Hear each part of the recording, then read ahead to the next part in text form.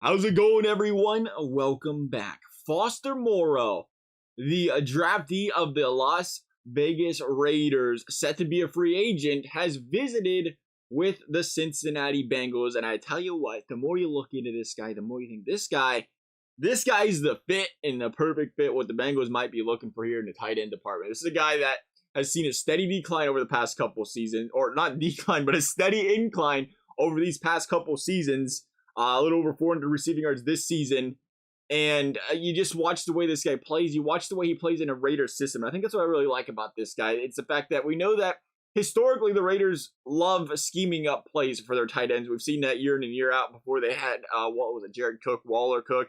I mean, throughout the years, it's just been a thing the Raiders have been notorious for is finding ways to keep their tight ends involved in football games. And we bring that up because you see a guy like Moreau sitting behind Darren Waller while Waller was healthy, sitting behind Darren Waller, still getting drawn up these plays, that whether it be go routes down the sideline, working the sideline, not just the middle of the field, but the sidelines deep down the seams, the little outside routes in the red zone. It feels like he's a very versatile tight end that can do a lot of things. And when you implement that into a Cincinnati Bengals offense with a Cincinnati Bengals quarterback that can do a lot of things, you say, yeah, he's a pretty big body too that has been more than solid in the contested catches department here, coming down with those big catches when need. So if there is the one thing you look at Foster Moreau and you're concerned about, it's to say that he has had 10 drops in the last 2 seasons, 6 this past season. And it's an interesting thing when you stop and think about it, because like, man, this guy goes out there. You watch the way he catches this ball and he's got these contested catches where the guys are trying to rip that ball out of his hands, and he's got them strong hands holding on to it. Then on the flip side, it's like he's dropping some passes here and there too. But it's like that's something a guy could work on. I think his big problem there, if you watch this guy in some of his plays, it's like he's catching the ball with his body and not with his hands. And that's probably causing him some difficulties here. But again, it's something you consider this guy being a second contract player, a guy that's really going to get his first chance to really play a full season as the number one. And I think he starts to work through those kinks. I wouldn't be too worried about it. And I think that's the other big thing here for the Bengals, is we just said it, his chance to be the number one for the first time. We know at this point, the Bengals have proven, Joe Burrow's proven that the Bengals can be this landing zone for tight ends that really want to try to propel their career and get that next big contract. And this guy, I don't know. I'm really interested. We're hearing like $4 or $5 million could be his contract, which is I think is more than friendly for the Bengals if you got him 3-4 years. I'd be okay with that. That'd be great.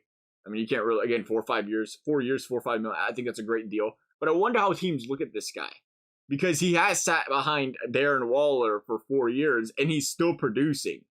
There was a lot of weapons on that Raiders football team last season and the season before that.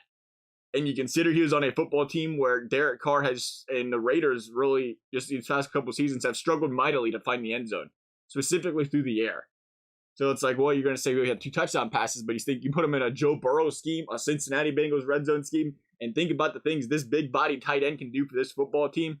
The numbers could really explode. This guy could come out massive breakout year, first season with the Bengals. I think it's very possible. And him visiting with the Bengals this past Friday, hopefully things went well, because I tell you what, I'm all for it. You go out and get Moreau, and all of a sudden you really can say, draft the best available, and do it dang near the entire draft.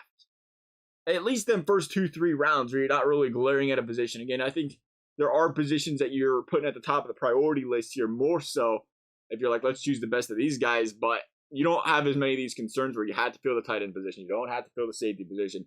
The tackle position's a little in the air if Jonah's walking out the door, but it's like you brought in Orlando Brown, so you don't feel as pressure into that. So, Foster Moreau. I tell you what, watching this guy, I'm pretty excited to see if the Bengals can pick him up. Love you guys' thoughts. Thank you guys for watching. We'll see you next time.